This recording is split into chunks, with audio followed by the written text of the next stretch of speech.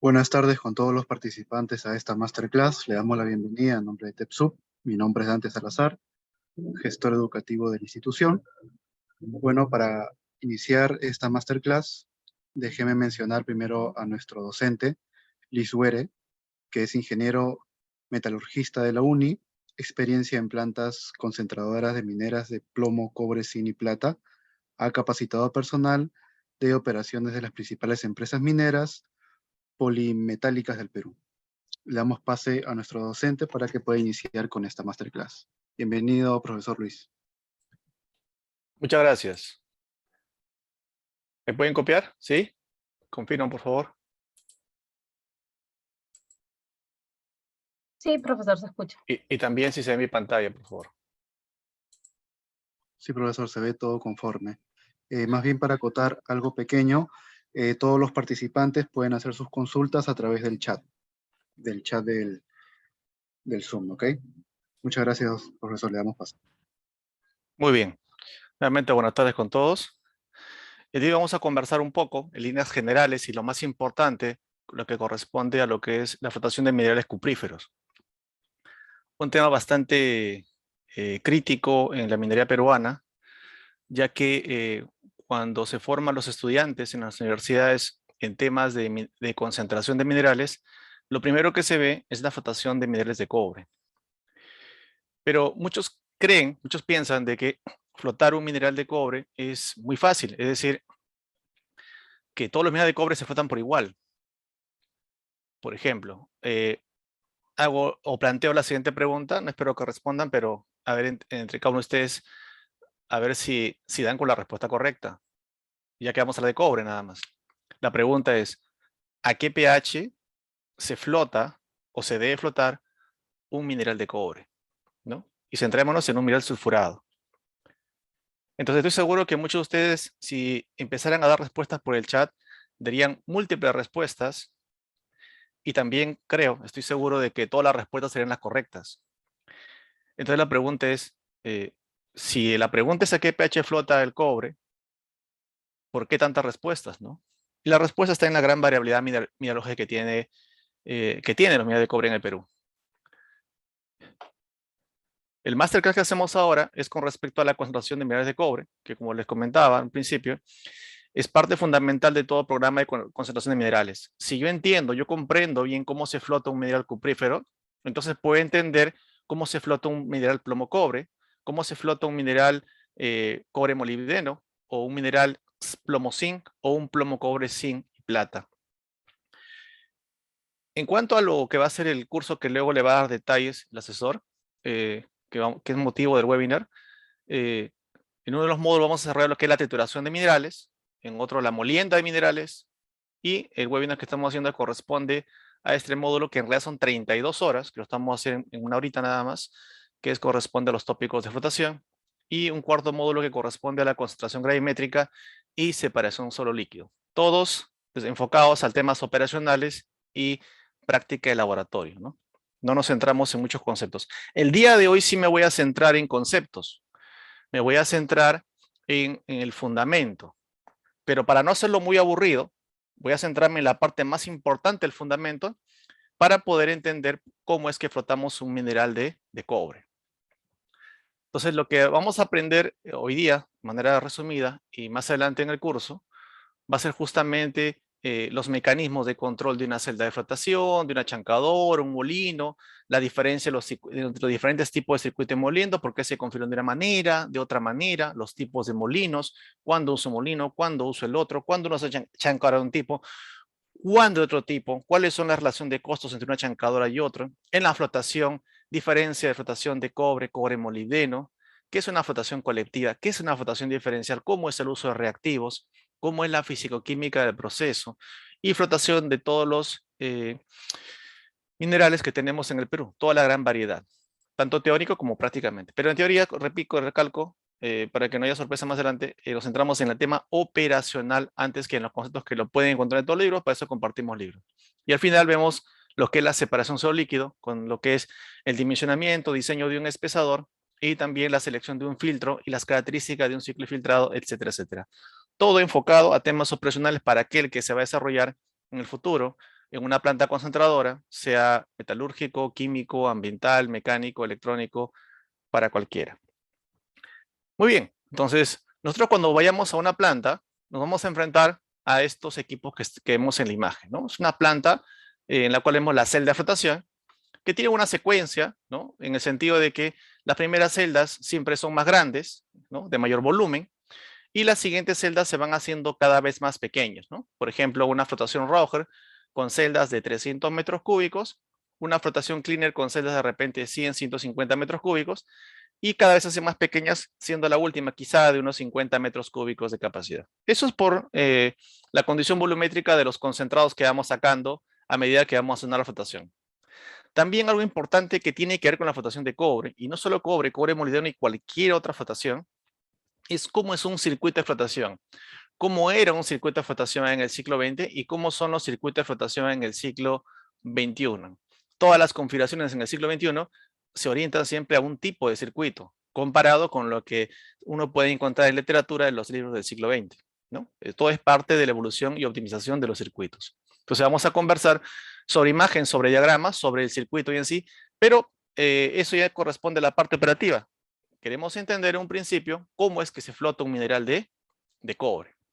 Entonces, sobre esta configuración, en detalle hablaremos también en el curso, ¿no? Un tópico dentro de concentración donde vamos a ver diseño de reactores, características de reactores. ¿Qué es lo importante en la flotación de un mineral de cobre? Número uno, todo mineral de cobre es diferente. El mineral de cobre de una mina es diferente al de otra mina. ¿Y eso por qué? Tiene que ver con la orogénesis, cómo fue la formación del mineral. Ahora, muchos cuando dicen, por ejemplo, ¿qué mineral flotas? Yo floto mineral de cobre. Ok, pero está diciendo mineral de cobre, no está diciendo el nombre de mineral. Cuando nosotros flotamos un mineral, cuando vemos la fisicoquímica para ver qué reactivo utilizamos, todas las características del proceso, necesitamos saber cuál es el mineral. O sea, ¿cómo se llama el mineral? ¿Es calcopirita? ¿O de repente es una cobelina? ¿O es una bornita? ¿O de repente es una tecnantita? ¿O de repente tengo mala suerte y es una energita? Entonces, el mineral de cobre es importante caracterizar con nombre propio para poder analizar y ver en función al histórico, según la planta, o en función a mis conocimientos teóricos sobre la característica de flotación de ese tipo de mineral en particular en el mundo. Pero aún así, yo debo de encontrar mis propias condiciones operacionales. Por ejemplo, un factor importante que siempre me preguntan, y a veces también es comentario cuando voy a las operaciones para ver algún tipo de capacitación, es, por ejemplo, me dicen unas plantas, ¿por qué la planta vecina tiene chancado, molienda, flota y ya, se parece su circuito al mío? Pero es chanca, muelen y flotan. Pero en mi planta, chancamos, molemos, flotamos, remolemos y luego seguimos flotando. Dicen, pues no sé para qué remolemos, comentan. Entonces, la remolienda tiene un porqué.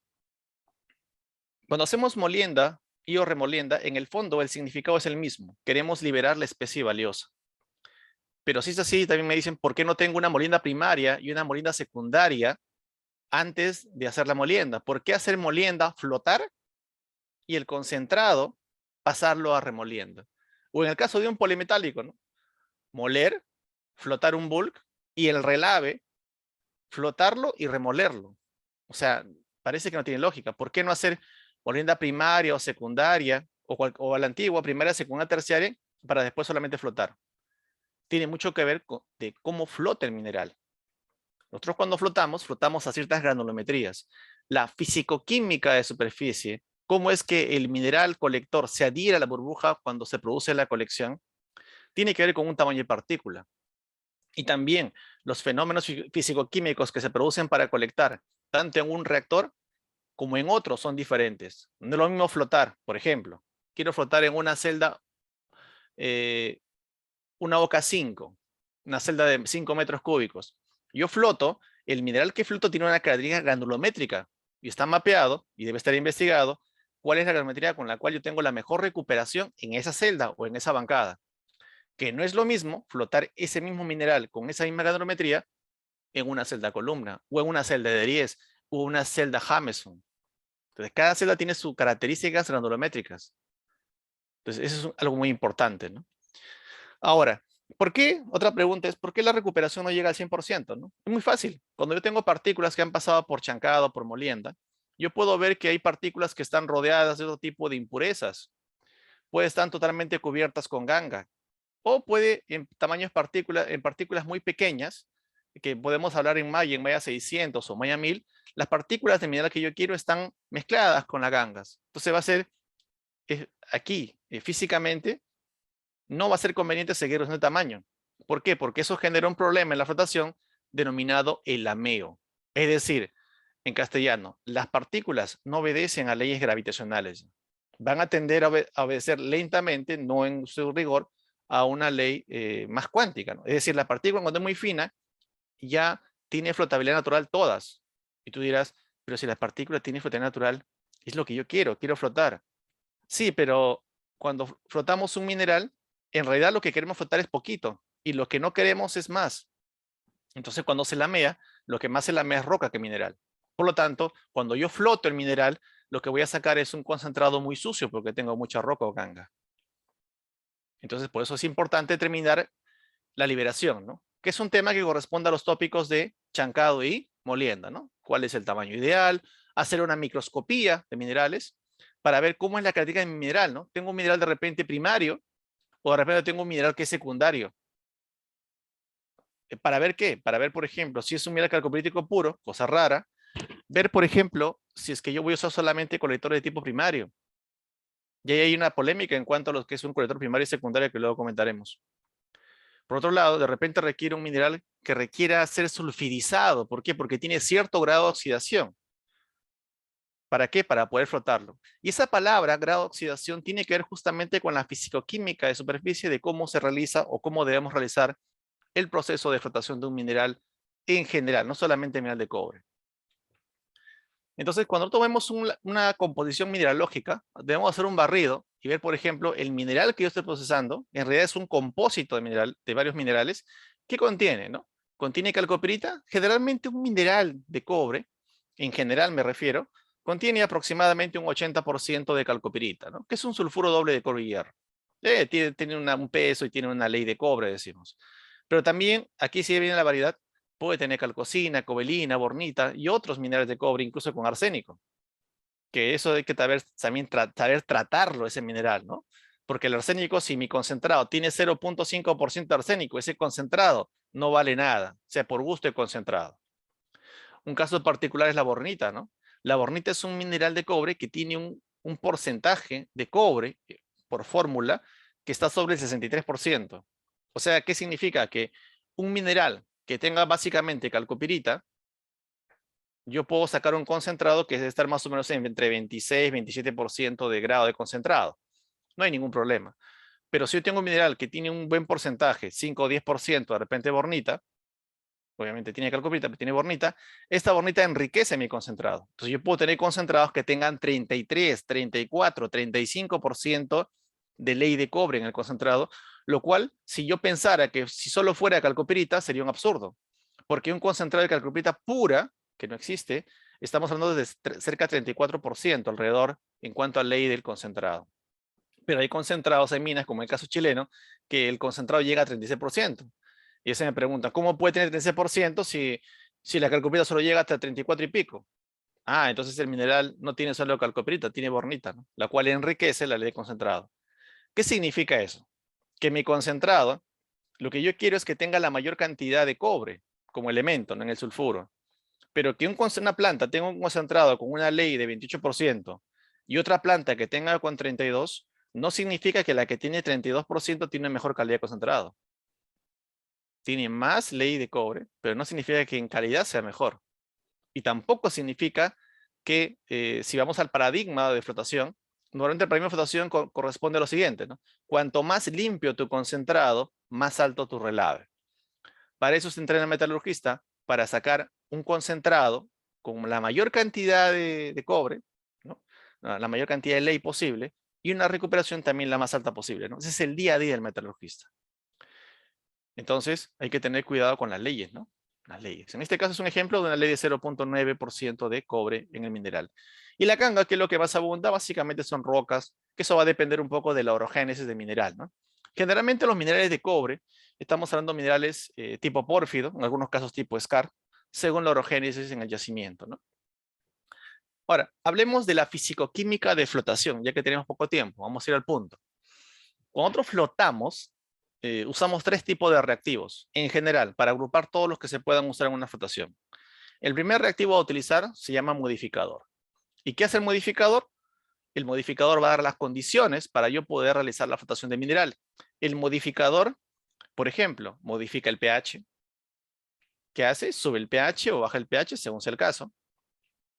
O de repente el modificador hace una depresión, un depresor, o el modificador de repente activa un mineral para poder ser flotado. Luego tenemos el colector, que es el sobre el cual vamos a centrarnos ahora, por el tiempo, solamente en el colector, que colecta el mineral, lo absorbe, decimos la palabra clave es la absorción, y luego tenemos el tercer personaje, va a ser el espumante, ¿no? El espumante lo que hace es reduce la tensión superficial para que la burbuja de aire que se va a insuflar a la celda y va a emerger, no reviente a la hora de salir a la superficie, ¿no? Reduce la tensión superficial para que la burbuja pueda emerger, número 1. Y segundo, vamos a dos más importantes, me va a estabilizar la burbuja. Es decir, cuando la burbuja emerge, ¿okay? Ayuda a que emerja. Segundo, no revienta la burbuja. O sea, la burbuja, puesto que ve una espuma abundante, ¿no? Emerge más espuma y entre espumas se van acomodando y evitan que se revienten, ¿no? Y en función a la calidad o el comportamiento, dadas las condiciones físico-químicas y de pH principalmente a la cual trabajemos, el espumante me va a dar pues una calidad de espuma, ¿no? Una espuma muy dura, una espuma media, una espuma frágil, y eso me va a hacer analizar a mí desde el punto de vista de proceso si el espumante es bueno o si debo de cambiar el espumante por otro. Muchas veces el mineral que pasa por la molienda, cuando llega a la flotación, vemos que la espuma pues está como siempre, normal, pero a veces hay un cambio mineralógico que genera de que la espuma, por ejemplo, se vuelva muy grasosa, algo le pasa. ¿A qué se debe ese fenómeno? Es que el mineral está cambiando. Por tanto, me está haciendo pensar que quizá deba de cambiar de espumante. Quizá eso ya corresponde a una evaluación del área metalúrgica. Con respecto a la absorción del colector sobre mineral, ¿no? El fenómeno físico-químico de absorción. ¿Qué es la absorción? Es como, a ver, como que se va a pegar el mineral con el colector. Pero la pregunta es, ¿quién se posa sobre quién? ¿El mineral sobre el colector o el colector sobre el mineral, ¿no? Cuando hablamos del fenómeno de absorción, tenemos que hablar de 3 casos importantes. Uno es la absorción física, ¿no? Que eso se genera bajo potenciales redox y cuando no hay oxígeno. Ojo, no hay oxígeno. En el proceso tenemos etapas en las cuales no tenemos oxígeno. Donde las zonas positivas del mineral, generalmente la parte catiónica que corresponde a la parte metálica que me interesa colectar, son atraídas por las zonas negativas del colector. Eso es porque usamos colectores del tipo aniónico normalmente. El colector es una molécula orgánica que en el agua se disocia como un santato, se disuelve y tengo una parte aniónica. Esa parte aniónica es atraída por la zona positiva del mineral, que en este caso, por ejemplo, puede ser un plomo, un cobre, zinc, que su número de oxidación es positivo o delta positivo, y ahí se genera la absorción, ¿no? Entre el mineral y el colector. Un segundo fenómeno de absorción entre el mineral y el colector es la absorción química. Esto se va a generar ya un poquito más interesante, ¿no? Sobre la superficie del mineral, ¿no? Y se va a generar justamente porque en la fase líquida hay un adsorbato, ¿no? Que cuando ya ingresa oxígeno, empieza a generar, a cambiarme el LH, ¿no? LH es el potencial. Potencial que normalmente en el tema de flotación muchas veces no se toma en consideración, ¿no? Un diagrama que sí se ve más en hidrometalurgia, que es el diagrama EH-pH. Entonces, cuando el EH empieza a cambiar, ya el oxígeno empieza a oxidar superficialmente al sulfuro, se forma una capa oxidada, el oxígeno es un oxidante, y el santato también empieza a reaccionar con el hierro, ¿ok? Que puede estar en el mineral, y también con el cobre. Se puede formar una relación entre hierro, ion ferroso y ion cuproso. La pregunta entre cuproso cúprico que puede generarse con una capa de óxido, que puede ser también un hidróxido también, eso va a generar cargas que genera la absorción entre el santato que se ha formado con la superficie mineral, ¿no? Entonces, ese producto, ese precipitado que se ha formado sobre el mineral, pues le va a conferir propiedades que son hidrofóbicas, ¿no? ¿Qué es lo que queremos en la flotación? En la flotación decimos que tenemos agua mineral. ¿Qué ocurre con el mineral y el agua? El agua es polar. El mineral, la pregunta es, ¿quiere mezclarse con el agua? Si lo quiere hacer, decimos que el mineral es hidrofílico. Y si no lo quiere hacer, decimos que el mineral es hidrofóbico. Los minerales, en su mayoría, salvo algunos, muy raros, los minerales son hidrofílicos. Entonces lo que yo hago es, con el fenómeno de colección, es volverlos hidrofóbicos. ¿Para qué? Para que haya repulsión del agua, ¿no? Eso es lo primero que buscamos. Un tercer caso es la oxidación de disantato a disantógeno. Cuando se oxida el santato a disantógeno, se va a formar un producto que es insoluble en agua, que es fuertemente hidrofóbico, que se absorbe sobre la superficie mineral, muy parecido al anterior, solo que se debe a la oxidación del santato a disantógeno. Y eso genera que el mineral sobre su superficie genera una repulsión sobre el agua, ya que generalmente el disantógeno tenemos con una cadena corta hidrocarbonada. Esa cadena corta hidrocarbonada generalmente es saturada, se orienta hacia el agua, lo cual genera una repulsión, porque la cadena hidrocarbonada es no polar y el agua es polar. Y ahí genera pues que el sistema sea hidrofóbico. Entonces aquí, por ejemplo, una visión para aquellos que de repente no son metalurgistas netos, un santato, ¿no? Aquí está el santato, ¿no? El ácido sántico, y acá está el santato, ¿no? El anión de santato. Y aquí he colocado de María Pretoskaya, una rusa, su estructura molecular de su página web, donde justamente el colector es colector aniónico, porque se disuelve la parte sódica, y esta parte de acá es la parte aniónica, ¿no? La parte que colecta, y esta es la parte que se orienta hacia el agua. ¿Por qué en el caso de los santatos, por qué usamos con una cadena carbonada pequeña, ¿no? Nuestros radicales son generalmente etil, metil, propil, isopropil, por ejemplo, sec-butil, tenemos el amil, ¿no? Tiene una pequeña cantidad de carbonos. Porque si la cadena carbonada creciera más, esta parte que es no polar pesaría más. Yo quiero que pese la parte aniónica. Entonces, cuando aquí esta cadena carbonada, si esta cadena creciera, la interacción entre esta cadena carbonada y otra cadena carbonada de otro ion generaría una atracción de Van der Waals, o también un enlace del tipo no polar. Y yo no quiero eso. Yo quiero que esto simplemente sea para que haya una repulsión levemente del agua para poder colectar, porque el sistema colector mineral, ese sistema, o sea, tiene la ventaja el colector de que colecta el mineral, y además el sistema mineral colector es aerofílico, es decir, le gusta el aire, ¿no? Entonces, dentro de la fisicoquímica de la flotación, ocurren varios factores, ¿no? Ocurre una formación de atracción por cargas, ¿no? Cargas por ahí.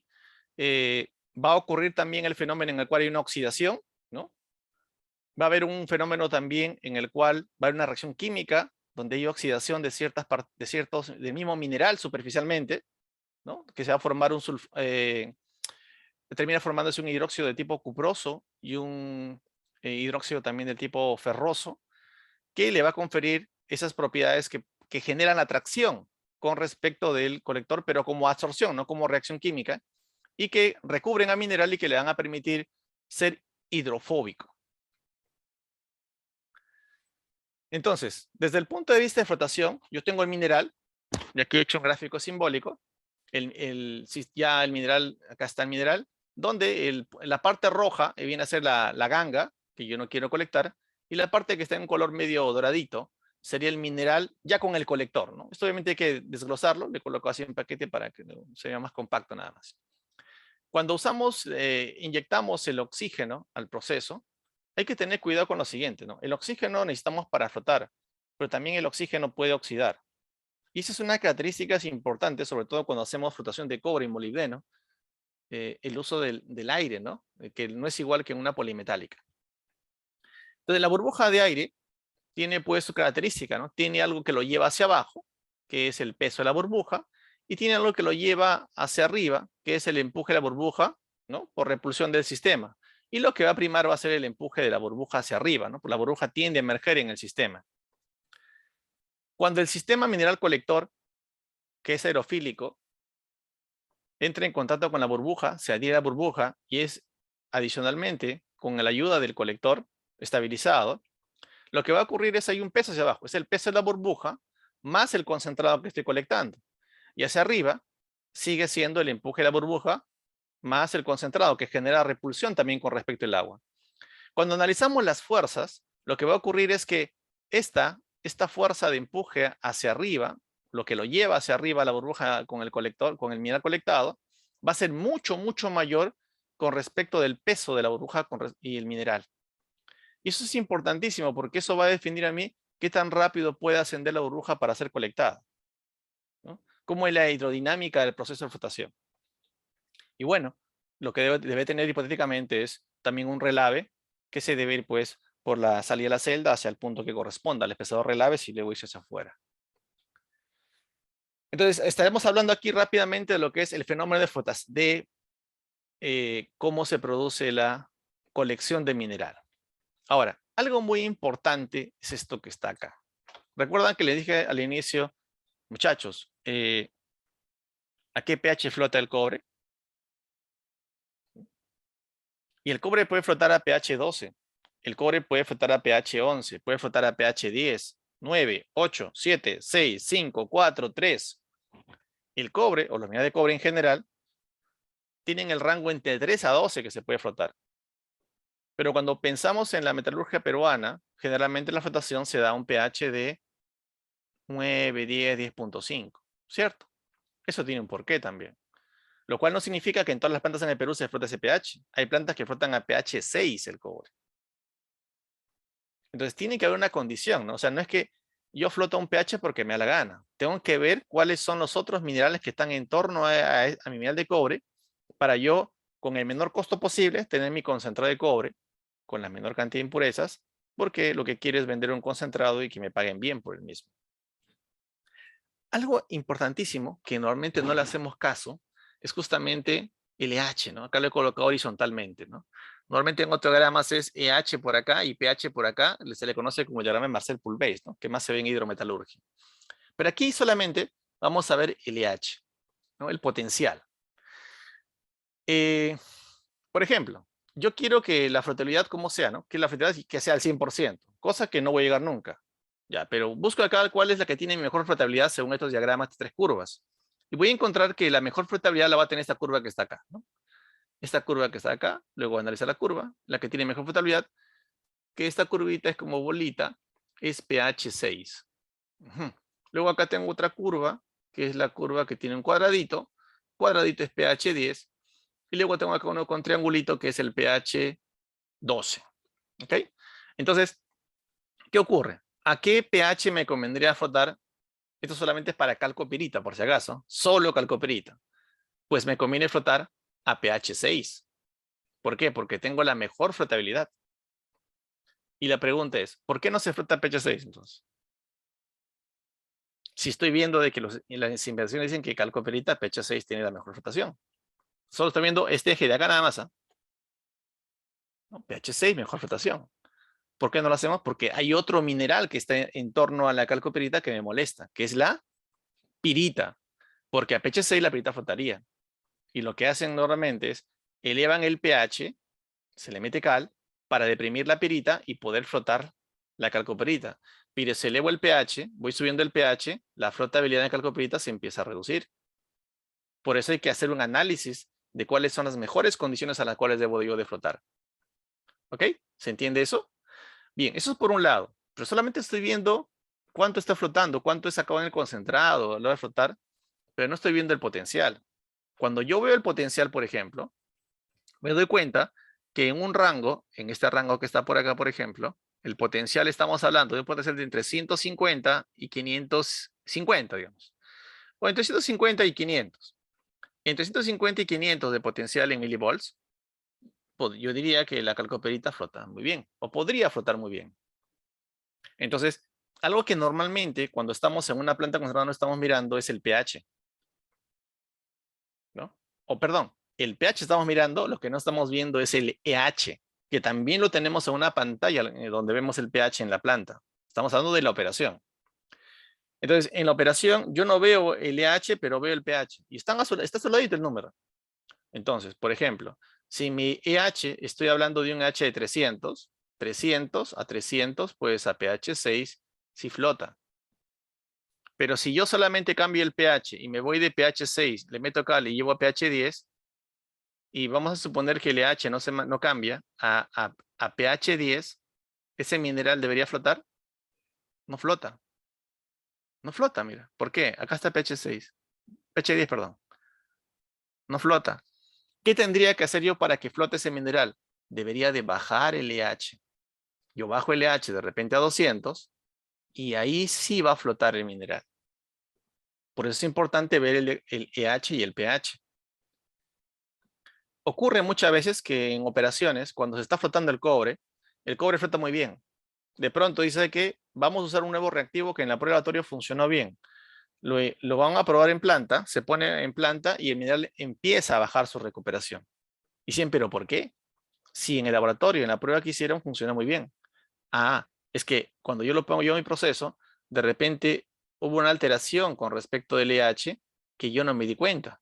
Estaba un EH de repente de 280 y me fui a 260 y eso puede generar que sí flote, o de repente estaba en 260, me fui a 280 y eso hace que no flote nada. Entonces es muy importante ver esos valores. Lo que hacemos en operaciones, ya sabemos, ¿no? La costumbre, que con los reactivos que yo tengo flota muy bien. Pero si yo le cambio el reactivo, que en otra planta flota muy bien, en mi planta de repente no flota bien. ¿Por qué? Porque mi condición de EH es diferente a la de otra planta. Por eso, cada mineral flota diferente, dependiendo qué fórmulas químicas, llamémoslo así, encontramos o qué tipos de minerales con nombre propio encontramos dentro de ese conglomerado que vamos a flotar. En cuanto a la flotabilidad del cobre, calcoperita, tiene un amplio rango de pH, ¿no? Normalmente tiende a decaer a pHs altos, se empieza a ver una depresión, ¿no? Por eso normalmente flotamos a pH 10, 10.5, estamos por acá para flotar con colectores, porque este es sin colector, por si acaso, con colectores, más o menos 10, 10.5, en ese rango se flota. Y si yo quiero flotar a un pH un poco mayor, lo puedo hacer también, pero tengo que hacer una modificación en el uso del reactivo, ¿no? Ya no usar de repente santato. Estos, por ejemplo, son con santato, santato, ¿no? Con diferentes dosificaciones santato. O sea, ¿qué significa? Que si yo quiero flotar el cobre con santato, bueno, lo flotaré a pH 10, no quiero flotar a pH 11. Mejor uso un tionocarbamato, ¿no? Dentro de los reactivos que usamos en flotación tenemos los santatos, tenemos los ditiofosfatos y tenemos los tionocarbamatos y mezcla de ellos, ¿no? Tenemos reactivos, caso de los santatos, tenemos por ejemplo otros reactivos muy conocidos, el 242, tenemos el 404, ¿no? Bastante conocidos. Tenemos por ahí 208 como ditíos. Tenemos una amplia variedad de reactivos que es importante saber con cuál va a flotar mejor mi mineral. Muchas plantas, en las cuales he visitado, cuando flotaban con un reactivo decían, este reactivo lo flotamos hace 10, 7 años. ¿Y tu mineral no ha cambiado? Asumo que no. Porque en operación no tienen la data de qué mineral están flotando. Solamente dicen que flotan cobre. Y a veces la prueba metalúrgica arroja de que, y a veces con una prueba exploratoria, ni siquiera a través de una investigación, de que ya va pintando de que con otros reactivos se tiene mejor resultado, ¿no? Y a veces se demora un año en hacer el cambio, la modificación de los reactivos o la inserción de un reactivo secundario que ayude a mejorar la flotación de mineral. Por eso es muy importante el área de laboratorio metalúrgico. Si saben hacer las pruebas, entonces va a ser de vital importancia para la operación. Entonces, todo eso que hemos comentado está por acá escrito, ¿no? Hay que tener cuidado con el oxígeno. El oxígeno tiende a oxidar, ¿ok? Es decir, no insuflar oxígeno porque sí a la celda, ¿no? Muchos dicen, cuanto más oxígeno, mejor flota. Falso. Tienes que encontrar el punto exacto donde el oxígeno puede flotar en mineral. Generalmente estamos hablando, aquí voy a dar un valor operacional, entre 1.25 a 1.5 CFM, ¿no? Eso por cada pie cúbico de celda. Eso es una referencia, ¿no? Que lo puedes llevar a un valor en metros cúbicos si quieres, pero normalmente cuando hacemos cálculo en compresoras trabajamos con CFM. Entonces hay varios parámetros que tomar en consideración para poder flotar. Ingeniero, usted dijo que se flota a pH 6, ¿no? Y no te has dado cuenta en la imagen anterior, la que veíamos por acá, aquí, este diagrama y ese de acá, ambos diagramas, ¿qué me dicen a mí siempre? Me están diciendo que a pH 6 floto bien. Me dice que pH 6 simple floto bien. ¿Y por qué no flotamos a pH 6, no? Por la pirita principalmente, ¿no? Pero podemos usar depresores, ¿no? Como en este caso, este ejemplo gráfico, este es de una tesis de antes, no me recuerdo, eh, con dextrina, ¿no? Se trabajó para poder hacer la depresión de la pirita. La pirita tiene múltiples depresores, también existen orgánicos que deprimen la pirita, ¿no? Es cuestión de evaluar, ¿no? Cómo es la pirita, cómo está ensamblada, para ver cómo lo deprimimos, ¿no? Alguno dirá, ¿y cianuro? Si yo floto, lo puedo hacer si estoy a pH alto de repente, pero cuando el pH es bajo, generalmente no me conviene usar un cianuro, ¿no? Por la hidrólisis, ¿ok? Debo buscar por eso un alternativo siempre para poder hacer depresión del elemento que no quiero. Pero, vuelve a la imagen anterior. El mejor pH al cual flota mejor la calcoperita es a pH ácido. Y en muchas plantas se flotan a pH ácido, sobre todo en polimetálicos. El pH de flotación es ácido, aunque algunas trabajan en básico, ¿no? Yo he trabajado hasta 4.5 para flotar cobre en un bull, por ejemplo. Y flota muy bien, ¿no? Doradito todavía.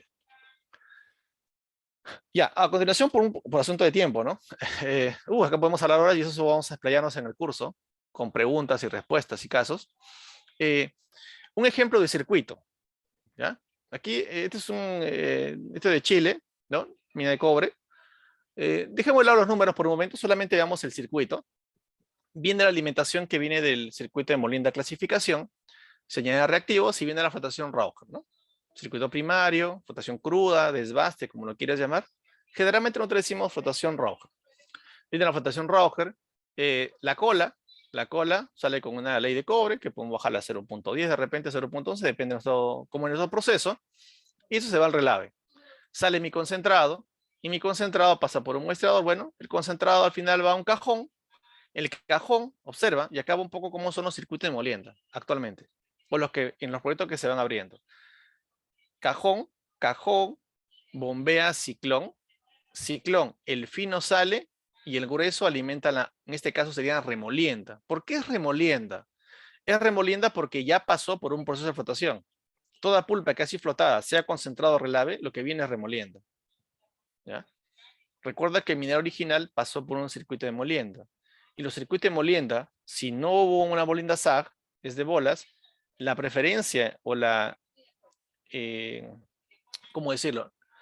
No la construcción, sino el diseño del circuito de molienda siempre lo hacemos como un circuito reverso. ¿Por qué reverso? Para poder tener una mayor optimización del molino, ¿no? Un circuito reverso, tal como se ve acá también. Por ejemplo, mira, el concentrado que está llegando por acá, viene el concentrado, llega al cajón es bombeado, pasa un ciclón y una parte se va a la limpieza para sacar un concentrado. Y una gran parte grueso va a la remolienda. Eso es un circuito reverso. Porque si yo todo el concentrado, todo lo mando al molino, es más tonelaje que estoy enviando. Al yo separar, clasificar con unidades de ciclones, reduzco la alimentación al molino, por lo tanto puedo alimentar más tonelaje al molino o reducir la dimensión del molino y ahorrar también energía en el proceso.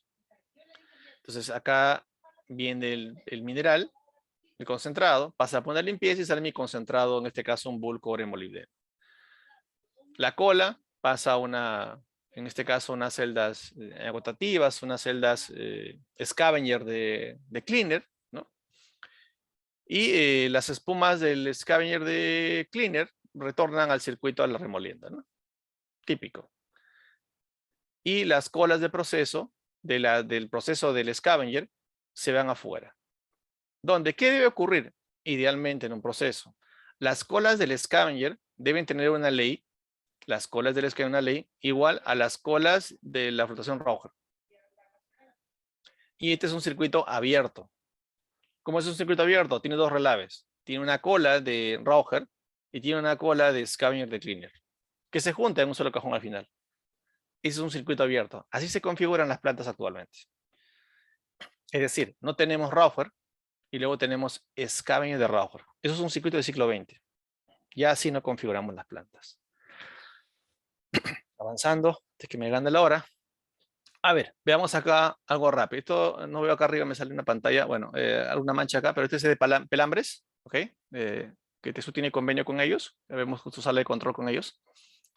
Viene mineral, pasa por chancado, bueno, me interesa la flotación, ¿no? Viene la molienda, circuito SAS con 2 bolas, ciclón, el circuito siempre es circuito reverso, la molienda de bolas, el overflow del nido de ciclones de las moliendas de bolas es el que alimenta la flotación, ya con sus reactivos del caso, ¿no? Y acá tengo 36 celdas, salen mis espumas, esta espuma está bancada, se junta con esta bancada, se junta con esta bancada, por tanto, acá no hay 3 bancadas, es una sola bancada, la flotación Rauher. Vas a escuchar que dicen flotación Rauher 1, Rauher 2, Rauher 3. Eso aquí no existe, es un solo Rauher. La cola de Rauher se va a la relavera. Entonces, vamos a ver si el circuito es abierto o cerrado. ¿Ya? El anterior era abierto. Si decimos una minería moderna, tiene que ser abierto. Entonces acá hay un relave de Rauher que se va al relave. Y debe haber un relave de scavenger. Vamos a buscar ese relave scavenger. Viene cajón, cajón va a ciclón, ciclón sigue su camino y el grueso va al molino vertical. También en molienda reversa, sistema reverso, ¿no? Viene por acá, pasa limpieza, primera limpieza, el concentrado de la primera limpieza pasa a la segunda, luego a tercera hasta la 10ª limpieza, sale mi concentrado final, para concentrado bull, para ir a la separación cobre-molibdeno. De aquí, la primera cola del cleaner 1, o primera columna, pasa al scavenger de cleaner 1. Interesante. Las espumas, 3 bancadas, las espumas se juntan en una solo y retornan a la remolienda. Igual que el ejemplo de Salvador. Y la cola del scavenger, se va al relave. Por tanto, el circuito de flotación es abierto. ¿Por qué es abierto? 2 relaves. Relave del scavenger se va a la relavera y el relave del Rauher también a relavera. Todos los circuitos son abiertos, por donde los veas. Ya la separación cobre-molibdeno, no sé si... Bueno, vamos a hablar rápidamente, ¿ya? Por el tiempo. Viene un concentrado de cobre-molibdeno, pero mira, el concentrado de cobre-molibdeno tiene solo 1% de moli y cobre tiene 43%, lo cual te hace pensar ya cómo es la mineralogía, ¿no? Que no debe ser solamente calcopirita, ¿no? Para esa ley debe tener harta bornita. Eso me hace pensar en qué reactivos posiblemente pueden usar en la planta. Se espesa, pasa a la flotación Rauher de moli. ¿Por qué se frota molibdeno siempre? Porque el molibdeno tiene flotabilidad natural. Por eso.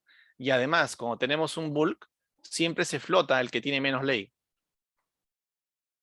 Por angas o por mangas, el molibdeno gana. Y en la flotación bulk que hemos visto anteriormente, las dos, son circuitos abiertos en la flotación. 2 relaves. Mira qué va a pasar acá. Flotación Rauher, un solo Rauher, mira, se juntan las espumas. La cola de flotación Rauher es concentrado de cobre. Fíjate que el concentrado de cobre es solo uno, no hay más. Solo acá hay un relave, no hay más relaves. Entonces el circuito no es abierto, el circuito es cerrado. Cuando tenemos separaciones, bull para hacer flotación diferencial, la separación se hace generalmente con una separación en circuito cerrado, tal como está acá. La flotación Rauher pasa a limpieza, de primera limpieza pasa por vertimil, luego pasa por segunda limpieza, tercera limpieza y acá está proyectada una cuarta limpieza y sale mi concentrado de molibdeno. 51% de molibdeno y 3,64% de cobre, ¿no? Y en este caso en Pelambres esto pasa a una planta de lixiviación porque tiene mucho cobre, mire. En moli está bien, pero el cobre tiene mucho. Este cobre, lo que se hace en Pelambres es se hace una lixiviación con férrico. Se lixivia, al final se hace una cementación y se obtiene un cemento que está entre 80% más o menos de cobre, ¿no? Que ese es un tema ya hidrometalúrgico.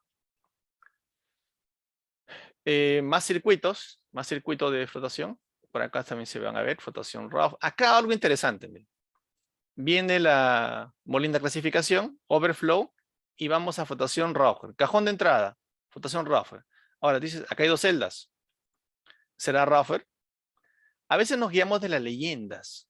Las leyendas a veces no las cambiamos en planta, las mantenemos. ¿Por qué? Porque a veces el operador de flotación dice, mi bancada es así, Raffer Scavenger, dice, por ejemplo, ¿no? Tú cambias el circuito y ya dejó de ser Raffer Scavenger. Y todo es Raffer. Pero como he trabajado años, dice, no, para mí esto es Scavenger. Y siempre lo voy a llamar Scavenger. Pero ya no funciona como Scavenger. Entonces la leyenda a veces difiere lo que es la celda. Viene, primera celda, espumas, viene por acá. Las espumas vienen por acá, y vienen por acá, bomba, lo lleva por acá, lo mueve, le da vueltas y sale por acá, y eso lo lleva a la columna. La espuma de esta celda se dirige a la columna para limpieza. El relave pasa a la siguiente celda, y aquí la espuma, ¿a dónde va? Viene por acá, bomba, viene por acá, lo lleva por acá, y lo lleva a esta celda.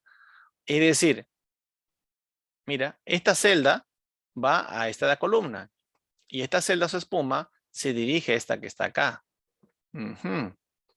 Entonces, esta es Raucher, esta también es Raucher, pero no son la misma. Pues. Raucher 1, Raucher 2. Ahí nace Raucher 1, Raucher 2. ¿Ok? Eso también está para discutir, ¿no? Muy bien, tenemos celdas por mayor. Aquí, este es, no veo arriba, este es, a ver, de Goldfields, ¿no? Este es en Cajamarca.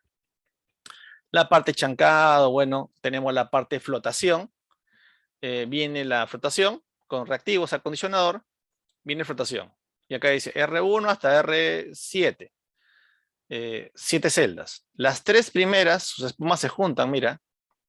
Las 4 finales, sus espumas se juntan. Esto que se ha juntado con esto que está acá se junta en uno solo. Por tanto, es una bancada. Flotación Raucher. Flotación Raucher, ¿no? Entonces, celdas OCA de 160 metros cúbicos, Raucher. Que va a un concentrador, en este caso Falcon. Aquí se hace la concentración. Acá se ha movido, creo. A ver, un poquito. Vamos a ordenarlo esto. Está muy abajo, creo. Vamos a ajustar esto. Porque no se está viendo, creo. Todo el diagrama. Ahí ya no importa. Para que se vea. Y ahora sí. Vamos a ver. Entonces, esto va a un Falcon porque ellos tienen cobre-oro, ¿no? Para saber recuperar el oro. Sigue su camino. Acá tengo molinos SMD de Metso con su ciclón. Pasa acondicionamiento, pulpa, el cajón bomba. Ya, este es cleaner entonces. La espuma de Raucher tiene que ir a cleaner. Y se va a cleaner. Ok, va a cleaner, primer cleaner. Las espumas del primer cleaner, ¿dónde van? Las 4 se juntan, tiene que ir a segundo cleaner. Segundo cleaner. Y sale de aquí mi concentrado. ¿Está? La cola del cleaner pasa una bancada. Puede ser otro cleaner, vamos a ver. La espuma va por acá. Y la cola me interesa. La cola va por acá y la cola va a relaves. Ajá. Si este es cleaner, esta cola que va a relaves, esto no es cleaner. Este es scavenger de cleaner. Cleaner, scavenger de cleaner. Y el scavenger de cleaner, ¿su espuma dónde van? A remolina siempre, ¿no? Vamos a ver si es cierto. A ver, viene por acá, cajón, viene por acá, lo manda a remolienda SMD y vuelve al proceso. Entonces la flotación, el cerro corona, ¿cómo es? Raucher, su cola, la cola de Raucher está por acá, relave. Scavenger de cleaner, su cola, relave. Circuito abierto o cerrado. Abierto, ¿no? Entonces las flotaciones son en circuito abierto, claramente. ¿Ya? Los bull también son en abierto. Yo quiero flotar zinc, solo zinc, circuito abierto. Quiero flotar un bull cobre molibdeno, abierto. Plomo cobre, abierto. Todo es abierto. ¿Cuándo cierro un circuito? Cuando hago separaciones. Separación cobre molibdeno, cerrado. Separación plomo cobre, la más complicada del mundo, cerrado. Y así jugamos. Y podemos comentar, un poco metando la hora ya, pero podemos comentar así a lo largo de todos los circuitos que puedan existir en las plantas, ¿no? Esto también me parece que es Goldfields, la variante. Este es Santa Pacay, ¿no? Igual, los circuitos se leen igual, Los reactivos son diferentes. ¿Por qué? Porque el mineral cambia. Hay que ver algo que nosotros normalmente no estamos midiendo, que es el potencial de la pulpa, ¿no? ¿Cómo es el potencial?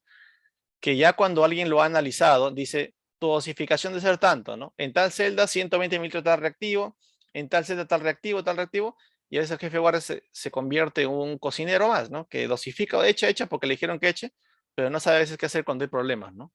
Ahí donde llaman, te dicen, ingeniero, usted lo hizo, a ver, corrige el problema, ¿no? Y el problema es sencillo a veces.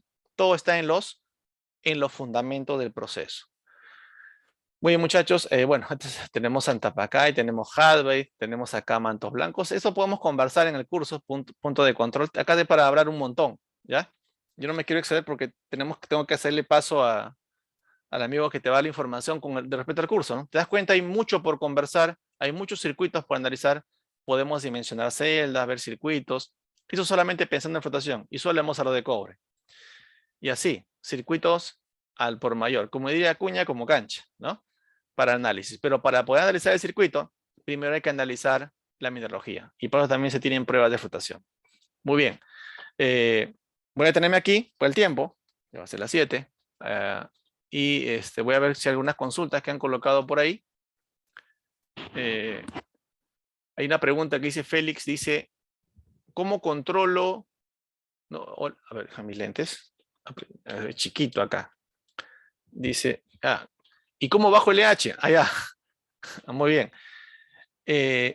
A ver, cuando hablamos de H tenemos que hablar del potencial redox, ¿no? Potencial de oxidación, reducción. Vamos a la parte conceptual ahí.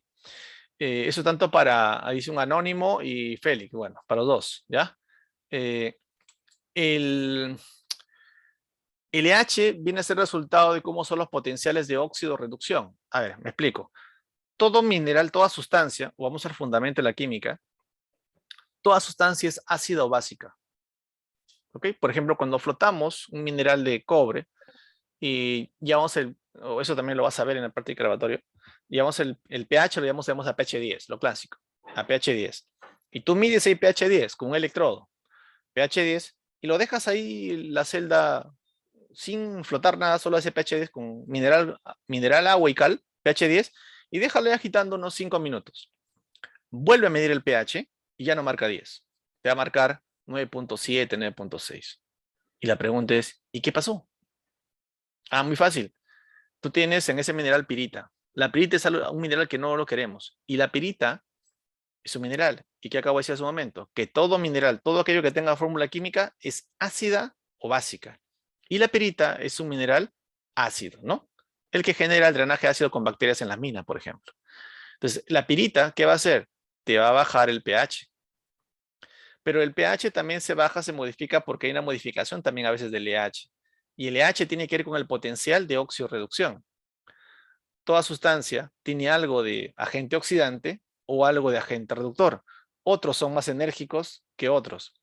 Pero ese potencial yo lo puedo medir con un electrodo especial que tenemos en las celdas instaladas. O sea, ni siquiera en el proceso yo tengo que detenerme a ver el mecanismo, ¿no? Que es la parte electrónica. Yo simplemente puedo hacer una prueba en laboratorio, porque puedo tener de repente mi medidor de ORP, que hay unos de bolsillo que usamos nosotros por Pentexo, inserto en la pulpa, me marca un ORP. Le echo un reactivo, el ORP va a cambiar. ¿Qué significa? Que el potencial de óxido-reducción está cambiando. Cada vez que echas un reactivo cambia. ¿Eso qué significa? Que la flotación, por ejemplo, que cuando floto solamente con santato, tengo un potencial, o un EH si quieres verlo así. Y si yo añado, en lugar de santato, uso un ditiofosfato, un aero 208, por ejemplo, la flotación se da, pero el potencial es otro. Y si yo, por ejemplo, uso un tiono, uso de repente un 242 o un 404, la respuesta va a ser diferente. Entonces, quizá la mejor flotación se dé una mezcla entre santato y ditío, o santato y tiono, o ditío, mezcla de ditíos con tiono. ¿Y con cuál te quedas? Con la que te dé el mejor resultado. O sea, tú tienes que encontrar cuál es el potencial o el LH de tu proceso. Pero claro está que vas a encontrar bibliografía donde está el LH en el cual se debe encontrar o se encuentra generalmente la flotación de un mineral típico. O sea, tampoco es que vas a adivinar cuál debe ser ese LH a través de una investigación descomunal, ¿no? Tú ya tienes una referencia siempre, ¿no? Mi H, pues al pH que yo trabajo, debe estar más o menos, pues de repente, para mi pH, si trabajo en pH alcalino, de repente en 160. O si trabajo en pH ácido, de repente estoy en 320, de repente. O sea, esa referencia la tenemos. Ahora, ¿y cómo modifico el LH, no? Por ejemplo, ¿no?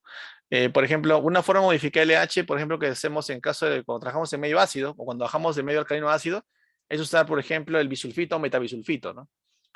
es un reactivo que te acidifica, a la vez es un depresor y modificador también del pH, más suave que el ácido, pero te modifica el pH, te acidifica, un efecto pirítico tiene, te acidifica, pero también te modifica el LH, ¿no? Y eso ha pasado en unas plantas cuando hicimos algunas pruebas, donde se quiso modificar el ácido sulfúrico, que era un reactivo para bajar el pH, por metabisulfito. Cuando se hacía el cambio, cumplía el mismo resultado, el fin era el mismo, pero la diferencia estaba que bajaba el pH, pero el potencial era diferente, no era igual, por lo tanto la flotación era diferente. Y al final se tuvo que ajustar a un nuevo valor de pH usando el bisulfito para poder tener las mejores condiciones de flotación, para no utilizar el sulfúrico, ¿no? Que es un reactivo que se preparaba casi puro y que se diluía sobre la marcha, ¿no? Y ante peligros de la quemadura de un ácido concentrado, era que se optó por usar el metabisulfito, ¿no? Es lo mismo que ocurre con otros reactivos, ¿no? Como el caso del uso del NaCl y usar un orgánico como Osfor, o en lugar de cianuro para pirita usar de repente a un orgánico. ¿Ok? Bien. Everson nos dice, todo este proceso es automatizado y cómo se comprueba cada proceso. Bien, no todas las plantas son automatizadas, pero sí la automatización debe ayudarme. Algo que yo siempre digo y también los entreno es, yo entreno primero sin ninguna automatización. O sea, hago que el estudiante o el técnico o el ingeniero se entrene sus ojos, entrene sus sentidos, el oído, la vista, ¿no? La textura que vemos, y que tú seas, por ejemplo, cuando tú flotas, no necesitar un analizador en línea. Flota, platea, aprender a platear, y al plato que digas al ojo cuánto es la ley de cobre. Y cuando esa muestra se envía al laboratorio, que la ley sea casi la misma con un error del 1%. Ese es alguien que está bien entrenado. Y con ello ya puedes trabajar una planta tranquilamente. La automatización te va a dar la holgura de no estar controlando en cierto tiempo tus parámetros visualmente o físicamente. Porque a veces ha ocurrido, y me ha ocurrido también a mí, que la automatización ha fallado. Me ha dado un falso valor de un parámetro y mi flotación se iba al piso. He tenido que ver y algo está mal. Y he dicho, acá está mal. Hay que modificar este reactivo, hay que modificar acá, allá, y luego se ha estabilizado. Y después veo por qué aparentemente, según la electrónica, estoy en un valor fuera de rango, por ejemplo, de pH. ¿Y qué había ocurrido? El electrodo había fallado, ¿no? Siempre es bueno entrenarse en el proceso y luego ya la automatización debe ser un soporte, ¿no? Si tú eres un esclavo de automatización, como muchos cuando egresan dicen, no, yo quiero ir a Chinalco, quiero ir a Las Bambas, quiero acá. Si quieres irte de frente a una planta donde no va a hacer nada, va a ser un esclavo de una pantalla. Pero si tú sabes el proceso, sabes analizarlo bien, la pantalla va a ser tu complemento. Porque el día que no tengas pantalla, ahí tú dirás, no, tiene que ser con pantalla porque si no, no trabajo. Tiene que ser con Courier o un equipo de termofishes si no, no trabajo, ¿no? Muy bien. Dice, hay un anónimo que dice el link para poder ver la clase. Creo que la clase la van a colgar. La cuelgan, creo, una página de YouTube que tiene en este caso, te va a comentar luego el representante del área de comercial dónde se va a colgar. Pero que sepa si lo cuelgan en una página. Creo que en la página de TechSoup. Hay uno de YouTube, creo, me parece. Bien. No veo más preguntas. Si no hay más preguntas, bueno, eso sería mi participación.